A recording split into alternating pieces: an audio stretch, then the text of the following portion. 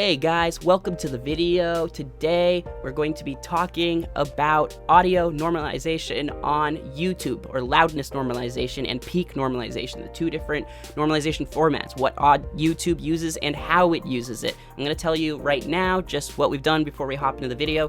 YouTube uses loudness normalization, which means it looks at everything in the track and the perceived loudness of it. Then it aims to bring the track to around -13, -14 LUFS. It also has a dynamic compressor in case your peaks are too loud or there's way too much of a difference between audio levels in the video. Remember, this is a video streaming platform. YouTube Music is a thing, but they want everyone to be listening at the same volume. They don't want people to be going and changing their volumes. They want to retain listening. They want to retain numbers. They want people to keep staying on YouTube, watching ads. That's how we make money. That's how you make money. So remember, -13, -14 LUFS, the magic number that's integrated for the whole thing. Use ULean loudness meter to check that out. Don't peak above -1 decibels on your peaks for your audio, specifically for YouTube. I'm going to show you guys how to pull back just a full track that you get professionally mastered from someone. Normally they'll send you a really big full track that doesn't peak above 0. And I apologize in general for the rest of this video because I was using the loudness normalization and peak normalization terms incorrectly. I think I used peak normalization correctly, but I think I was using audio normalization or loudness normalization incorrectly at the time. I'll explain it with the wiki, but just keep that in mind as we go through. I'm talking about those two different formats of normalization. YouTube uses the latter. Anyways, I hope you guys enjoy the video, and if you guys want to get to the conclusion, just where I show you everything, or the ending with the links, just hit up the end right over here. And if you guys want to see how you guys want to stick around and check the research, or just stick around for the test, just keep watching. Alright guys, let's get into it. Oh, I'm also going to show you guys how I get my tracks prepared for YouTube's process. Though normally I use iZotope Ozone Advanced, but I know we all don't have $1 billion to spend on mastering software. So I will be using FL Studio's tools in the video. So stick around to see how I use those tools if you want to check them out and get a little bit better grasp on preparing your audio before you put it on the website. Alright guys? If you like it, don't forget to drop a like so we can do more video content like this. So let's start here. So first, we have to understand what audio normalization is. And to do that, we're going to go into here, all right? Now, audio normalization is the application of a constant amount of gain to an audio recording to bring the amplitude up or down. That means it's a constant and an unchanging. It's not dynamic. That is like this. If I took my master track and all I did was pull it back, it's like that for the whole video or audio, or it's pushed up for the whole video or audio. So it's a constant through the whole thing. So dynamic levels shouldn't actually change within an audio track. We're going to do some tests to see what happens and what's good, but let's keep going. Let's bring the audio recording to amplitude to a target level, because the same amount of gain, blah, blah, blah, is according to the signal to noise ratio and relative dynamics. Relative dynamics is important. Shouldn't be changed. There is two forms of normalization. There's peak normalization, which adjusts the recording based on the highest part of the audio signal in the track. That would be probably like in this track. Well, this is pretty compressed. Let's go and open up my other example right here. Check this one out. So according to the peak levels, will probably be, we'll go with the dynamic master. Let's look at this. So in this master right here, in this green one, this would probably be where our peak levels are. So this is how the normalization would choose what it needs to do with the gain. It would do it from its loudest part. Where there is loudness normalization, adjust the recording based on perceived loudness. Now, perceived loudness, I'm pretty sure, is measured with LUFS down here. Another type of normalization is based on the measure of loudness, and I think this is the one YouTube uses, wherein the gain is changed to bring the average amplitude to a target level. The target can be simple measurement of average power, such as a RMS value, or it can be a measure of human perceived loudness, such as that offered by these, whatever. For example, YouTube's reference level is negative 14 LUFS. Now, you're probably like, what the hell is negative 14 LUFS? Everything in my studio is done in dB, in decibels. And we know the basic rule when creating audio is we don't want to pass that, this mark right here. Anything that goes past the top and the bottom of this waveform is actually something that is clipping. Anything past a 0 dB level will technically be clipping on a playback through like a direct playback, like a CD or on your computer or something. Just the audio file is not going to have that. If you want to know what clipping is, let's quickly talk about audio clipping. Audio clipping is when, just like this shows, when your audio file goes above and beyond these levels.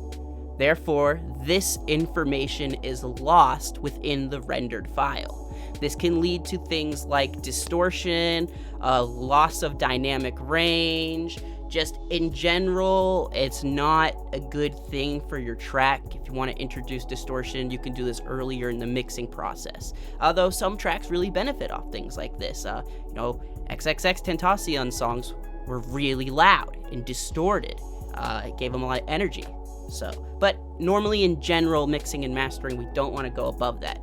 Now, the crazy thing is that streaming services like SoundCloud, YouTube, and Spotify, it's not crazy, it's really smart, is that they have now normalization features, because there's been this thing in the past called the loudness war.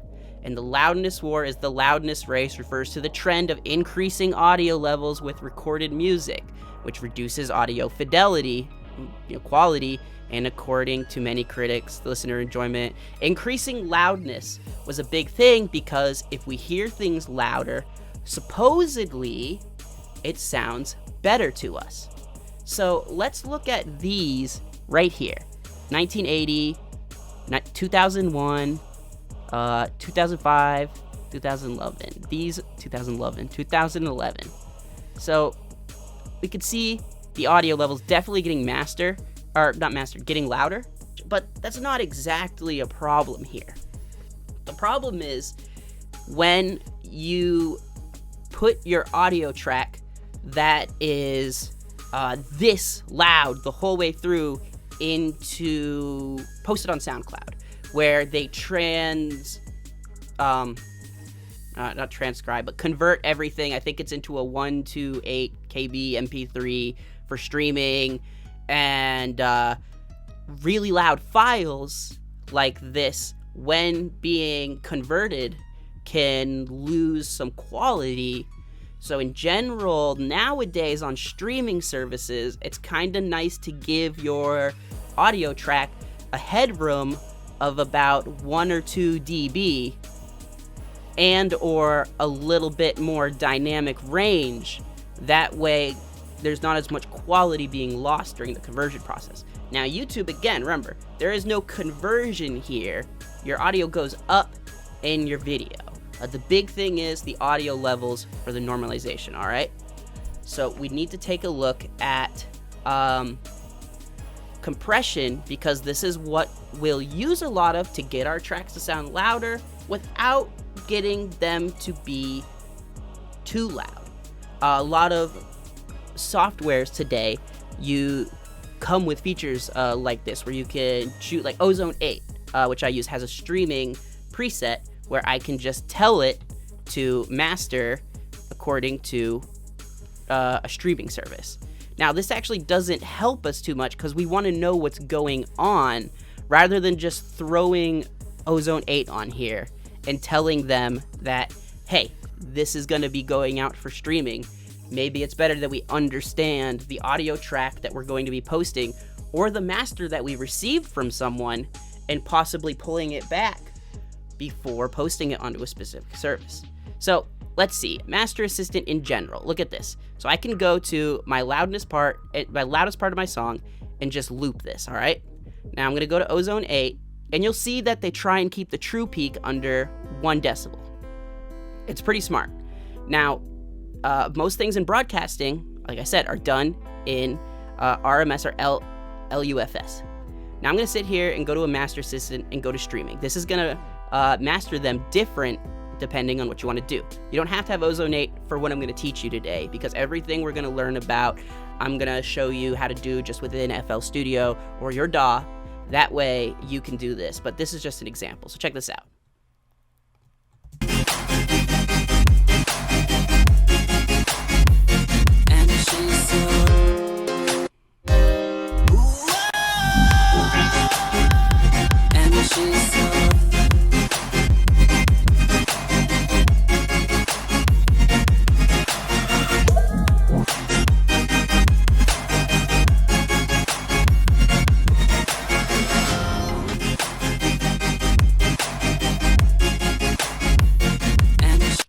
Now let's take a look at what's going on here. Your maximizer on the end of this chain is kind of like your limiter.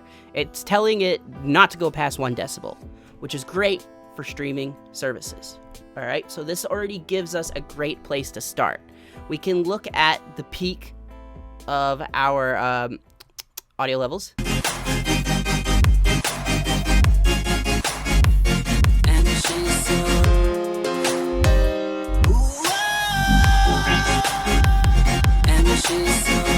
So this might still be a little too loud for YouTube, which isn't a problem. It's just gonna pull it back a little bit.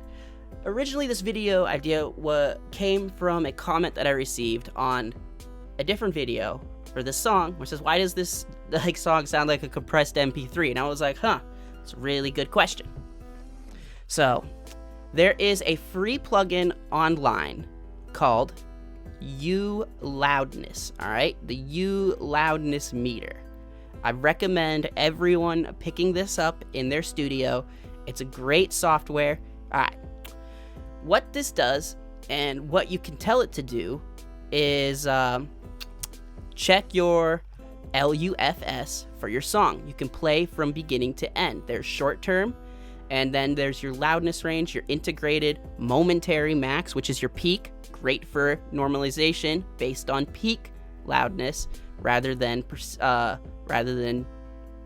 normal the other one. So let's go ahead and take a look at this. In fact, let's look at how this works.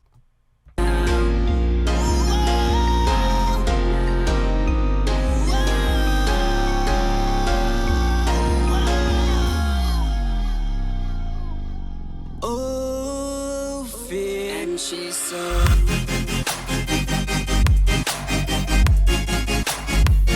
and she's so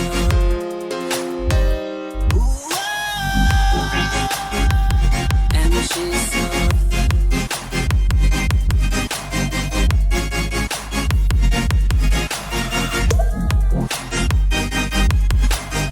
Now, the interesting part about comparing these different types of masters. This is actually a dynamic master I made earlier.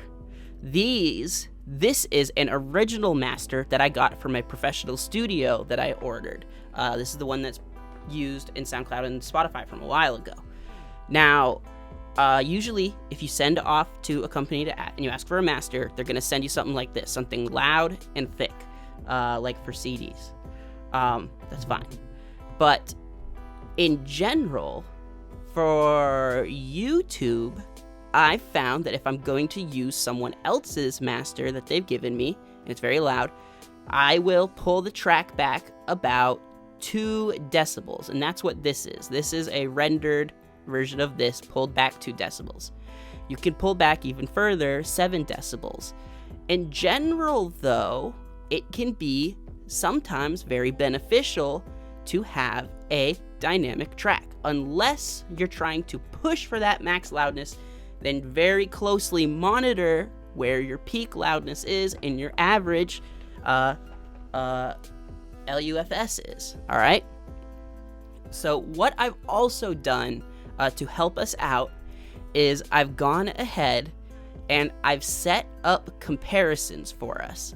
So let me open up the YouTube normalization project that I have here in Sony Vegas. Now, what I've done here is I've taken each of these audio tracks and I screen recorded me playing it through with the U-lean on the right side. All right. Now, this video you're watching right here is not pure. This has things to make things sound better. I'm sure that I hit some peaks and YouTube pulled it back, or I don't think they push volume up. All right. So if you want your track to sound loud, it's good to monitor this stuff. I've taken each one of these so that we can test them. You can go listen to each one of these true tracks in a separate video on this playlist below.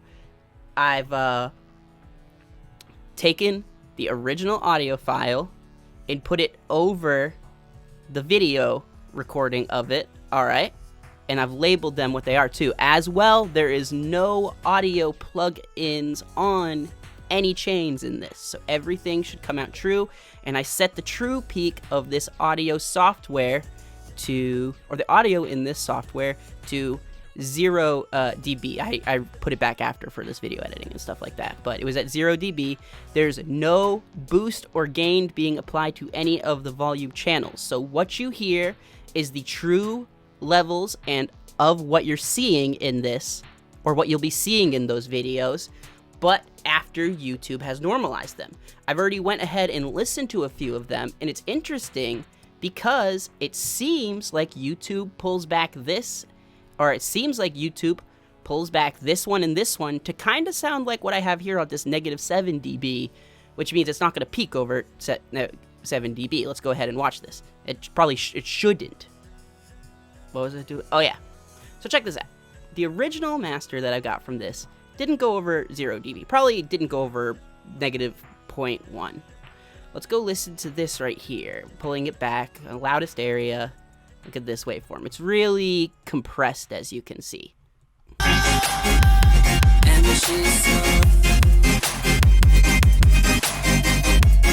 So you could trust that all these audio files, or these video files, are gonna have true audio in them. All right, go listen to these and compare how they sound and see which one sounds better for you. Now, let's actually see what YouTube's functionality does to these videos. What we're gonna do actually is I'm gonna run the audio right from the audio that this will be perceiving, and you can go watch those, and then we can compare how YouTube has pulled back any of these as well. So I'm gonna go to my desktop audio right here, and I'm gonna go to filters. I'm going to add a VST2 plugin, and we're going to use, let's see if U-lean Pro works here. Open interface when active, open plugin interface, and let's get some audio sound coming from our desktop.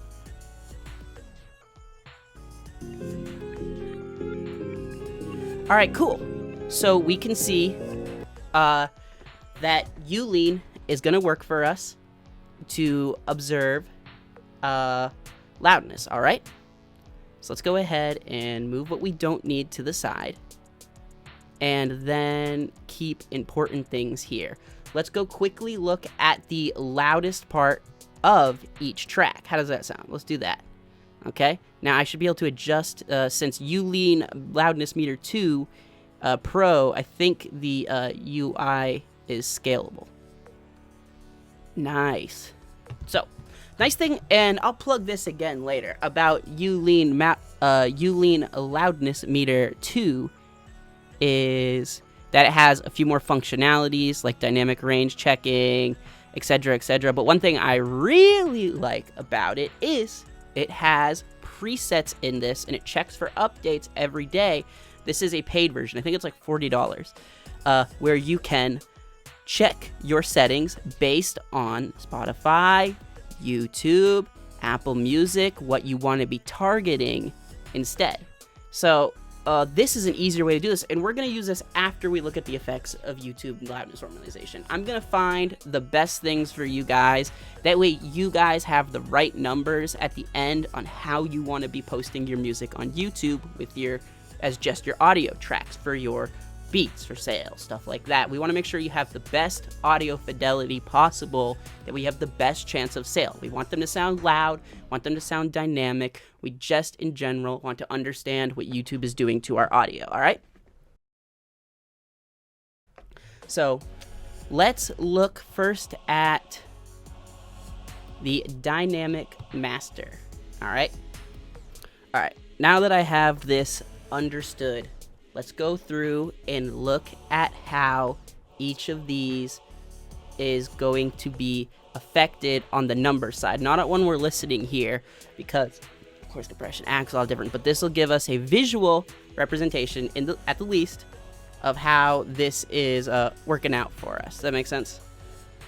I hope it does. Let's go ahead and take a look. I'm gonna make this the same. I'm gonna turn this into a 1 minute. And I'm going to do this with all of these songs. We're just going to go through and record it to show you what's going on, all right?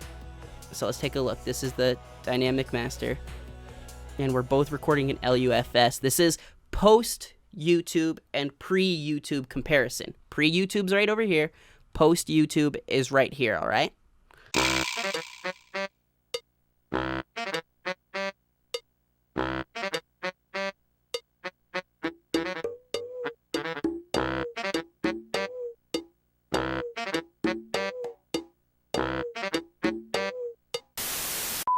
Challenge was successfully carried out, and this new collaborative as produced.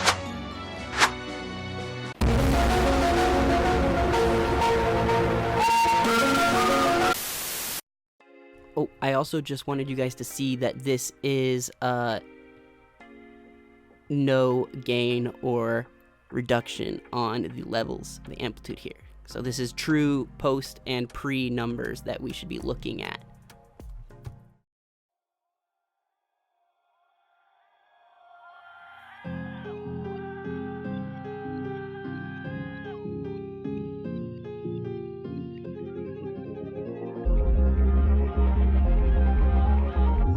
And she's on go, I'm on my own. Yeah, she's on go, I got a feeling. And she's on, and she's on, and she's on.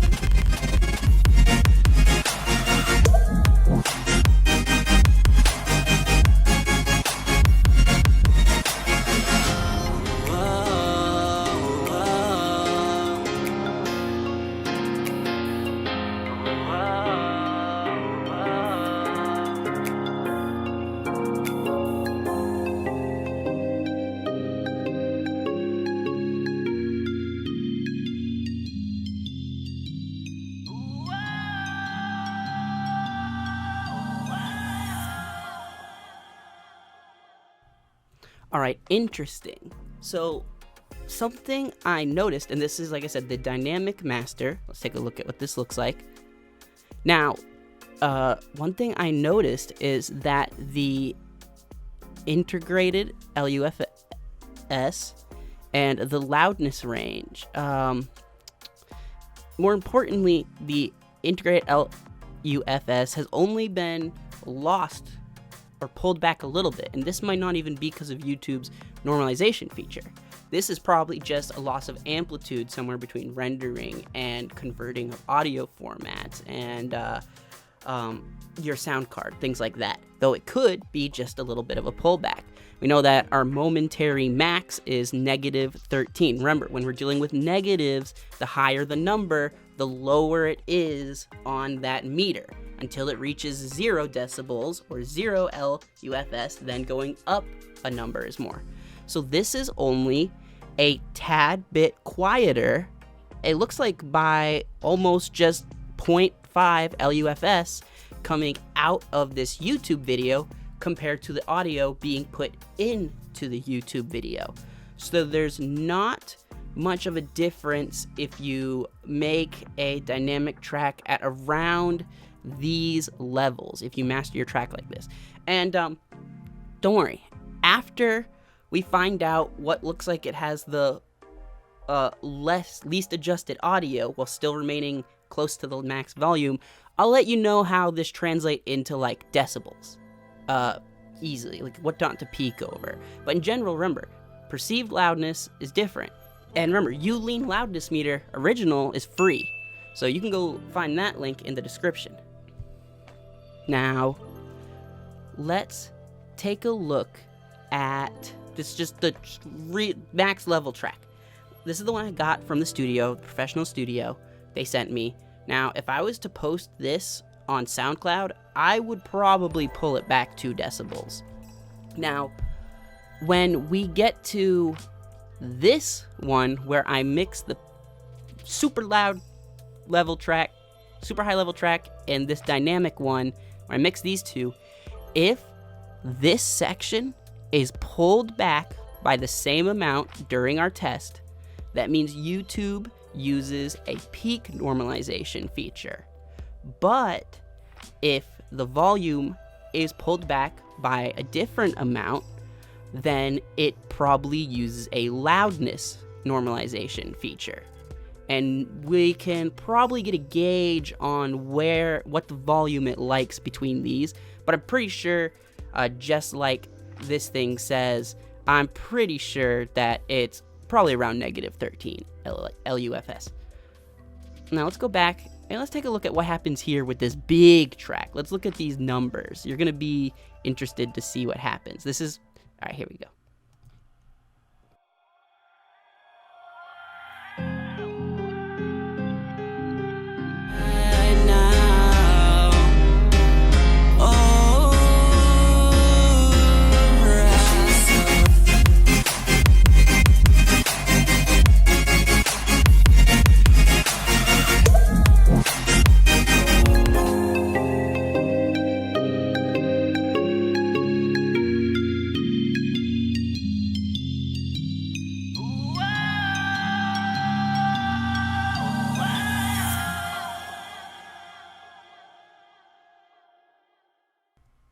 Now, as we can see here, this has definitely been normalized.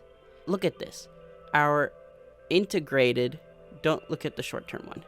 Our integrated LUFS is pulled back all the way to -13.6, which makes me think that the normalization that they're using is audio normalization, not peak normalization. But it's going to be interesting to see with this dynamic master, because the average of the track is so low and this part's so loud, if this is just going to sound like blown out and out of proportion, or if the audio on YouTube's player has the ability to play that kind of audio without distorting. Take a look at that. I just screenshotted these numbers. Let me post them real quick on my thing so I don't lose them. All right, guys, so now we're gonna take a look at this one.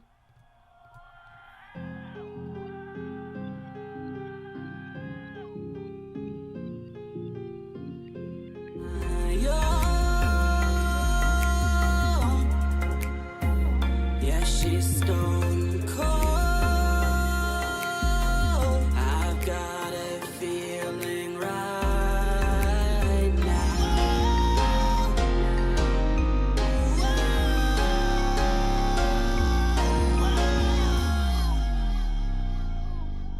Oh, fear. And she's so.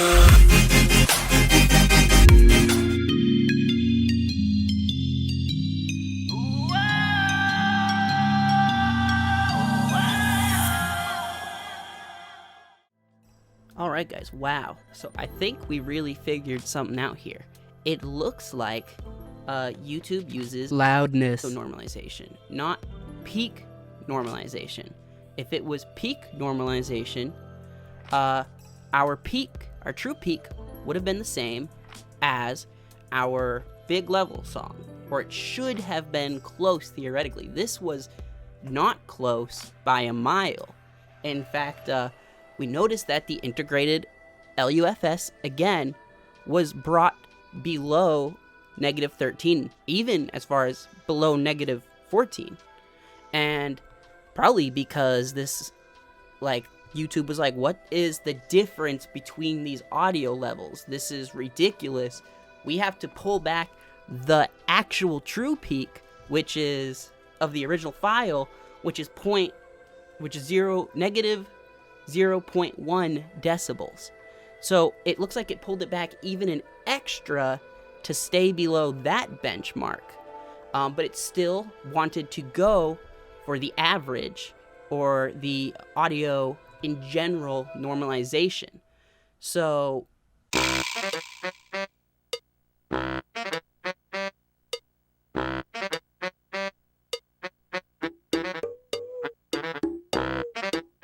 now, the short-term max is actually louder in this half and half test. The short-term max on the full big boy was a -11.4. So this one is actually reaches a louder short-term and a louder momentary max by 2. Or like 1.3. And then, but yeah, the integrated LUFS was actually brought lower because of this. As remember, the Pro one was brought to -13.6. So, wow, that's really cool. I'm glad we know that now, if that makes sense. Let's go ahead and just record the other two for sakes of doing that, seeing how they sound, and compare. And then we'll go to looking at this information and explaining it, and then we'll try and make a perfect master. That way we could figure out the levels for you guys. So this is this Pro Master. I subtracted it by 7 decibels for the render. And let's go ahead and take a look at these numbers. Yeah, she's so cold. I got a feeling. It just looks like a little bit of loudness was, well, it's funny because the true peak is actually coming out louder, but the integrated LUFS is coming out quieter. That's so interesting. I wonder if there's any limiting that is involved in YouTube's audio normalization or transfer or compression, or not sure. But that is an interesting observation. Like I said, this track is technically quieter, but the peak hit much louder than this track. This track is only a little louder, but the true peak, or the peak it hit, seemed to be a lot lower. That's just, that's crazy. Well, let's get this.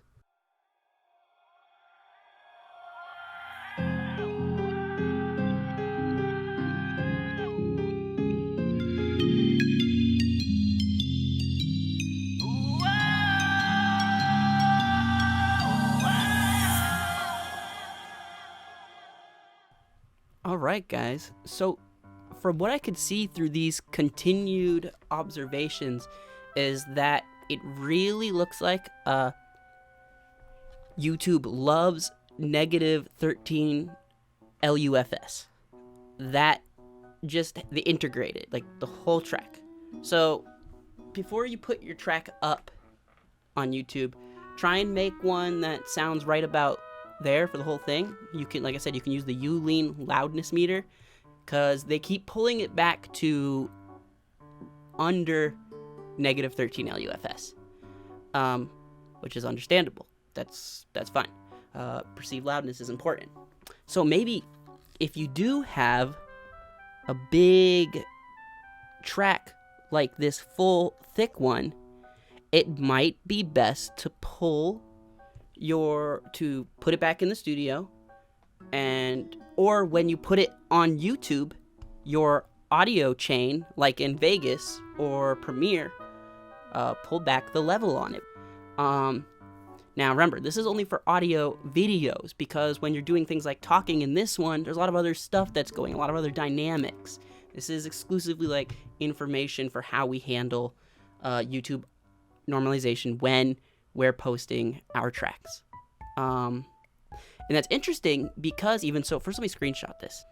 And that's interesting because in Lean Loudness Meter 2, like I said, they look for updates every day. The guy who made this is really smart. He was like, I'm just going to make something better that people charge $1 billion for, but not charge people. And I was like, that's really cool.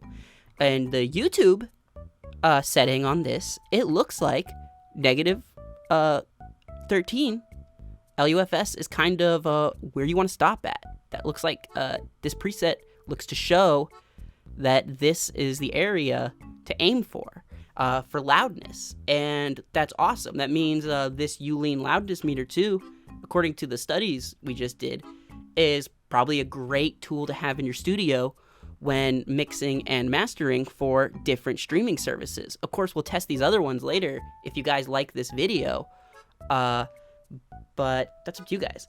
Let's go ahead and look at these data points and see what we can do next with them.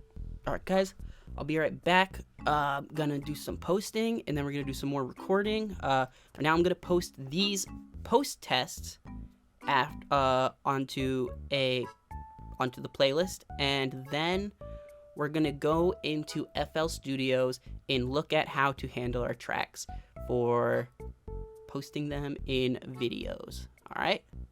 But wow, that was it seriously was a really cool find. Loudness normalization is, well, the information was right here. For example, YouTube's reference level is negative 14 LUFS. So if a program is analyzed to be negative 10, YouTube will lower level and bring the reference to negative 14 LUFS. Wow. Well, it seems pretty accurate. The information here on Wikipedia seems pretty accurate. It was created to combat varying loudness when listening to multiple songs in a sequence. That's smart because YouTube was pushing YouTube music really hard. One song in the playlist might be quieter than the rest, so the end listener would have to turn up the volume just to play the volume. Depending on the dynamic range of the content, the target level loudness normalization can result in peaks that exceed the recording's medium limits. That's true. We noticed that also on the other ones. That's cool. Dynamic range compression to prevent clipping when this happens in the situation. Wow.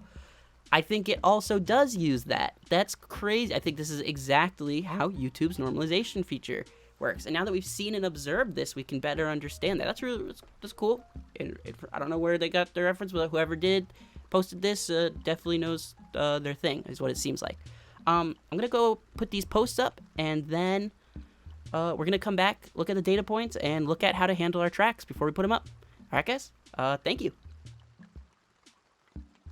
All right, guys, so it actually just occurred to me that I need to explain what dynamic range compression is. Some of you may already know, but because we observed that audio normalization, the loudness normalization feature that YouTube uses, we observed it probably uses dynamic range compression to prevent clipping, which happened during that one test, of course, between the small or the lower level audio and the big audio were in the same file, in the same video. We theorized that this was the case. Of course, we could have looked here, but dynamic range compression is compression that is not constant. Static compression, or whatever you want to say, non-dynamic compression, is always pushing down at a certain amount, always this amount of gain reduction. If you're looking at this chart, imagine these numbers as a 1-to-1. Every square is 1 unit to 1 unit ratio. So for every 1 loudness, it comes out as 1. For every 2, it comes out as 2. Now, when you get to a certain threshold, you can tell dynamic reduction or dynamic compression to push downwards. As we see here, I think this is a 2-1 or a 1-2. I don't know if it's 2-1 or 1-2, but See, ready? Every 2 going out, we actually reduce it by 1, because normally it would have been here. So dynamic range compression might be a reason why, if your track is so loud when you post, those parts sound squished even more. This can squish a track like that. There's also upwards compression, which things like OTT use, but they're probably using some downward dynamic compression. A normal compression that isn't dynamic would just be like this, flat across the board. So it would start here and then just kind of go to here. Where this one is, all right, once we hit -6 decibels, I want you to reduce the sound, anything that's up above this, by half. So any levels that are coming up above this point need to be reduced. Make sense? Hopefully it does. I can show you a live example. You know what? Why don't I just show you a live example of that right here. So we have dynamic compressors in FL Studios. So file, let's open a dynamic track. Let me just pull in a music track. All right, now we have a okay looking track here. Let's go ahead and take this to number 5. Let's pull it back a little bit, and let's put a Maximus on our master chain. All right. Now check this out. We have this playing, okay? I'm gonna pull down the audio on my screen recorder so you guys can hear me while I talk. Now, this is a dynamic compressor. Right now, this is actually only acting as a limiter. You'll see if I push this up, the preamp, and these audio levels start to hit here, it won't go past it. You'll see compression happen.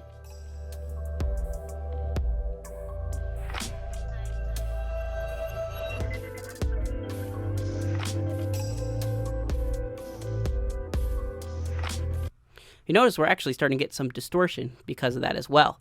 So anytime the audio would go above here, it just stops it. If I want to make it a more dynamic type of compression, let's look at this. Let's go back to normal. The audio is very low, but once I push it up above oh wow, this is at 0. If I push the preamp above the 0 with the Maximus, you'll see it start to compress here. Ready?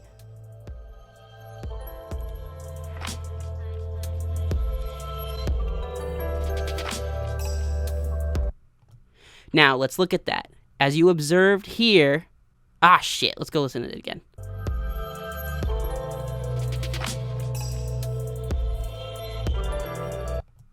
Now, every time this audio level goes above where I set this, we can see the amount of audio being compressed. The purple waveform is the original waveform. The white waveform is what's coming out after compression. I could post that down and say, I won't teach you about how to use this, but we could go into Maximus and its functions down the road if you want to. But this is dynamic compression. I can tell my dynamic compressor to act differently. Most people would probably make a dynamic compressor envelope that looked similar to something like this if they had to work with a song. Nothing above this, tension here, maybe a little rounded so it looks a little smoother. This would be like a really nice dynamic compressor I would use on my track.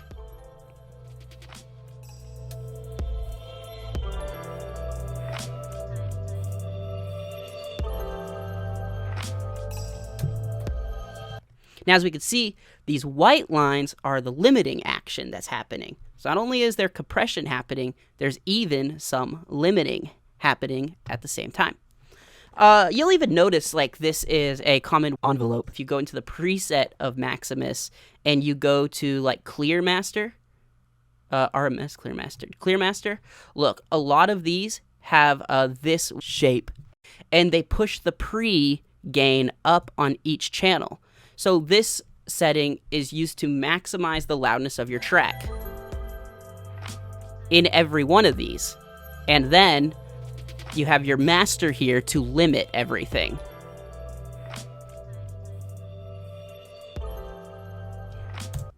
Anyways, that's how dynamic compression works. So YouTube probably has dynamic compression, and it's probably more akin to this kind of straight line compressor. I could go back and like do the math and the stats, but I don't want to do that right now unless you guys like want to see another video where I go and try and actually find like the algorithm and the numbers they're using for the dynamic compression. After already loudness normalization, I'll do that. But I just wanted to explain what dynamic compression was for the next transition into the video.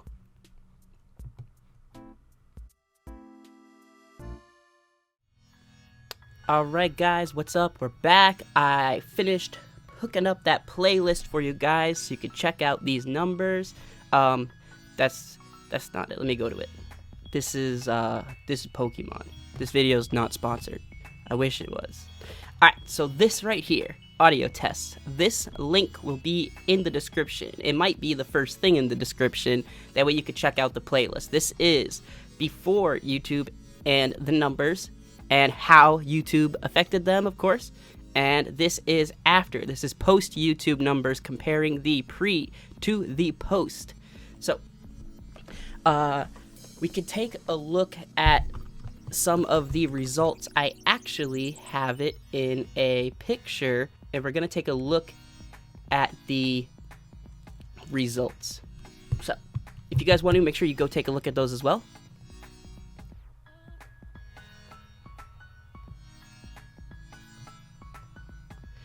First was the dynamic master. As you can see, the numbers are fairly similar. As you can see, the numbers are fairly similar here. There wasn't a lot of adjustment that was made, and I think the only difference in volume may have possibly just come from the fact that it was streaming off of like a web browser, maybe. I don't know if YouTube's normalization actually did anything to that. Then we had the professional master, which I pulled back 7 decibels. Similar again. We're looking at similar numbers. It seems to be a safe area. If you have like a full-on master, it seems safe to pull back 7 dB. Usually, I'll pull things back, or I have been up until recently. I have been pulling things back about 2 decibels, and it looks like there is a change, and it looks like a predictable change. What it said on Wikipedia seems accurate to aim around -13, -14 LUFS integrated. That's the whole thing. It seems like that's what it wants to pull it back based on.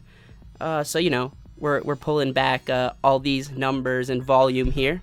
When you take the professional master too, look, it also pulls it back around here to the same amount.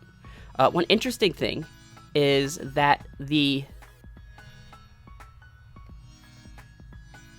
LUFS is the same, but the true peak is still a higher volume.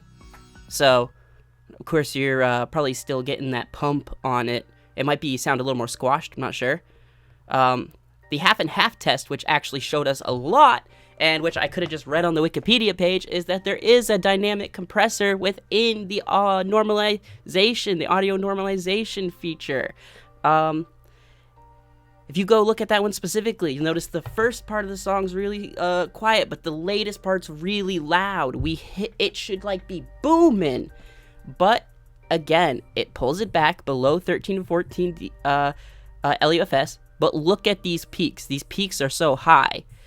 It definitely compressed that later waveform down to make it as best as it could for a YouTube streaming format. In general, from the study that I'm seeing, and from what Ulean Loudness Meter 2 told me anyways, is a great thing to aim for seems to be about between -13 and -14 LUFS when mastering your track. I think if I make a master like this using FL Studio's tools, I'll run it through Ulean Loudness Meter 2, see how it looks, and then I'll make it the final video on that playlist, and you guys can tell me too. I'm just gonna do a quick speed up of how I would make this master. That way you guys can see how to accomplish this, and kind of just keep the notes for yourself as well, and keep this in mind when putting out your videos. And then I'm going to show you in general also, if you already have a post-mastered track from someone, how you could just take that into your video editor and pull it back. Just pull back the decibels on that. It should be fairly obvious how to do this, but I'll show you guys how I do it as well. Let me go to, let me open up a new track. Let's use the same audio track from all those tests. That way you guys can have an even better reference point on how this is going to sound. So we're going to load this up. All right, here we go.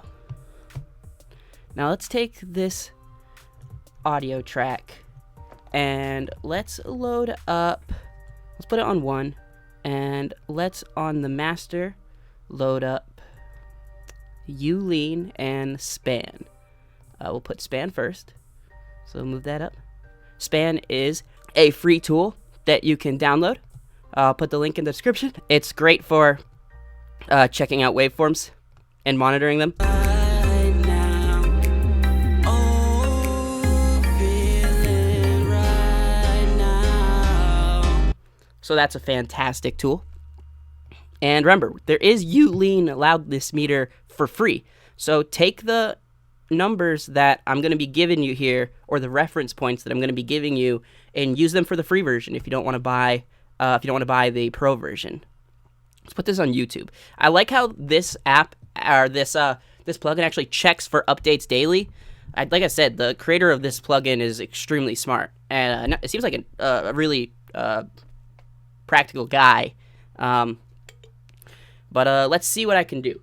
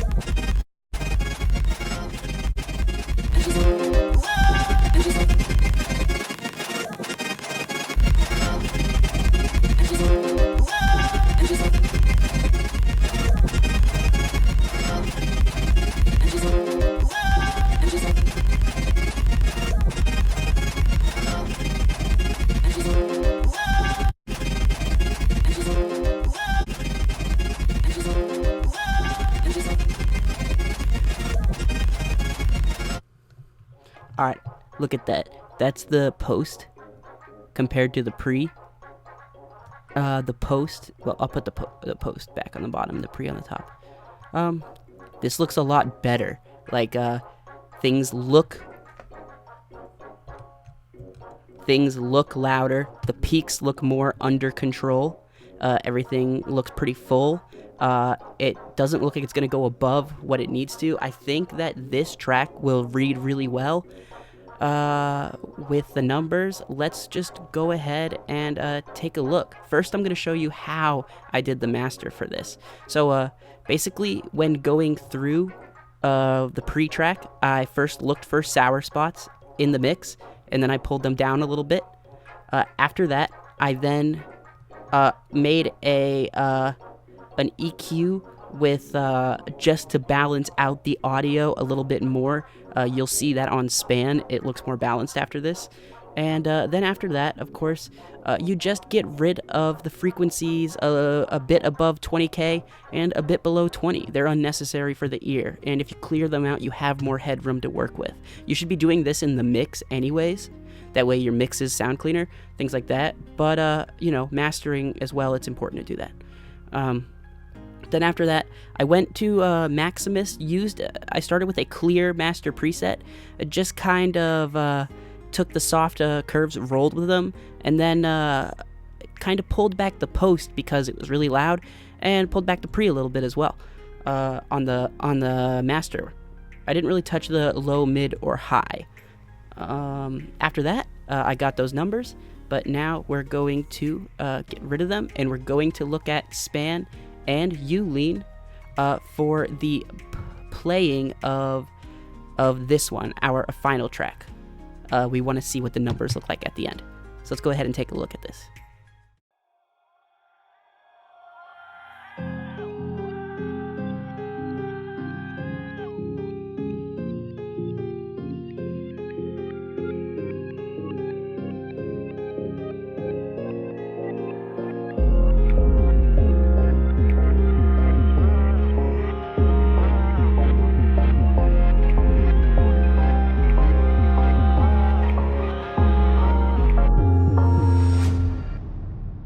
And she's so cold.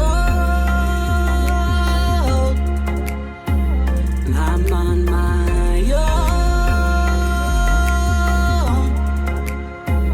Yeah, she's stone cold. I've got a feeling right now. Oh, feeling right now. Oh, right now.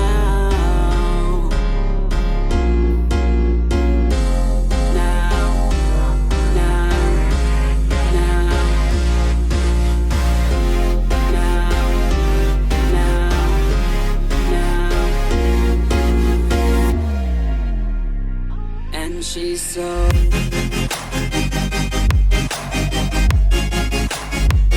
and she's so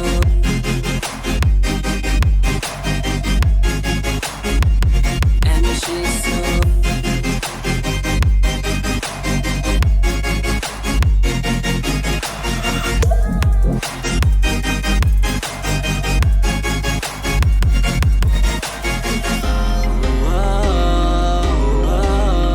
we gotta break free right now.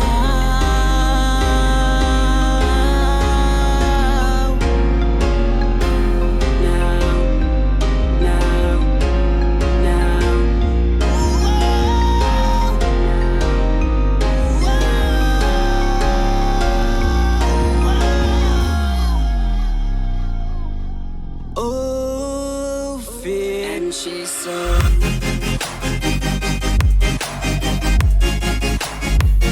and she's so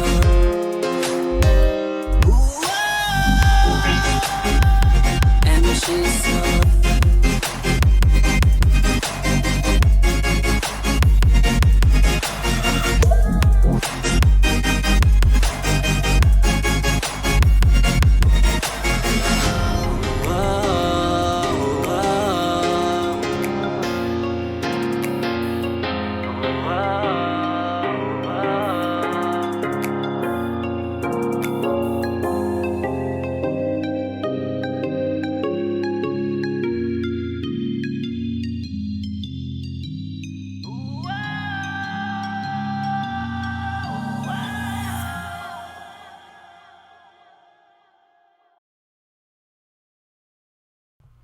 So as you guys can see, these numbers are looking okay.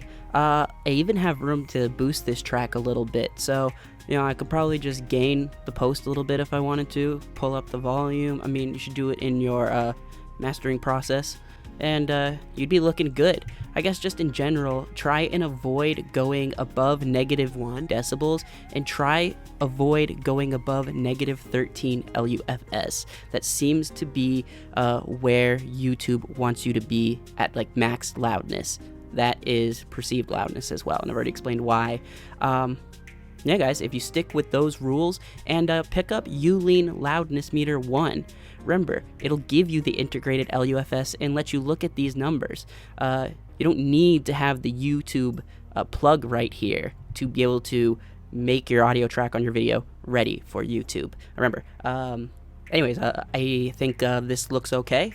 This is what I would do to make my track ready for an audio video. And actually, of course, you go through it, listen to it again, boost it a little, but other than that, it's looking good. This is safe numbers to deal with. That way your track doesn't risk being squashed or losing dynamics. I mean, it shouldn't anyways, but there are cases where it could happen. Hey, yo guys, I'm coming at you with some straight good information right here as well regarding this stuff. This was published by the Ulean, blog post by Ulean, the plugin we've been using a lot on this. I'm going to put this link in the description below. It has loudness standards, a full comparison table, blah, blah, blah. The important ones over here for us as streaming creators, you have your stats, references for Spotify, YouTube, Apple. If you want to take a look at these and use these as references when mixing and mastering down your tracks or trying to put them up, this should be a great tool. Of course, you can use these ones over here, like TV broadcast, stuff like that. But I thought it was really nice that they had the Spotify, YouTube, Apple Music, Tidal, and all that good stuff over here.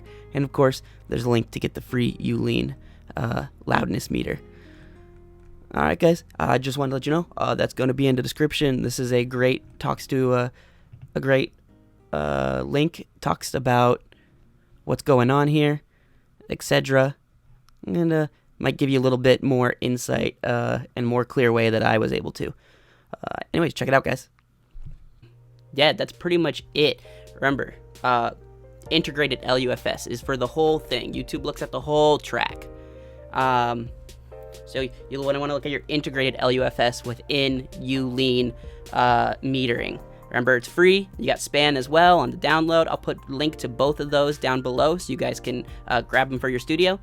Remember the tips, just when you're in your video maker, say you go hire a professional, you just pull it back if you need to manually, so you don't have to worry about re-rendering the track and then seeing, like, it might lose quality because you're using different rendering settings than they are, when you're going to have to put the audio track on the video anyways. So in this instance, you could just, pull it back there. That way it's directly done. Don't push your audio too loud on your audio tracks on YouTube, guys. It's just, the loudness wars are like, companies and streaming services are finding ways just to make that a thing of the past. You know, they want everyone to have an enjoyable listening experience. They want music to sound balanced overall in general from track to track. YouTube wants someone that they don't want the person to have to keep constantly adjusting their volume for each different track. That's why LUFS and perceived loudness is what they use. I'm sure Spotify is similar. I'm sure SoundCloud is similar too. Though we'll do some research on those next time if you guys want me to. Let me know if you liked this video. If you did, drop a like down below. Hit me up with a comment, seeing if you want more, if you have any questions. I have a mastering service that I provide as well. Link will be in the description to my Fiverr gig. And don't forget to check out my playlist on FL Studios on this YouTube channel. I have like 50 videos on my playlist. There's lots of things to learn on there. Even some things you might not have known you can do. If you have any video ideas, leave them below as well.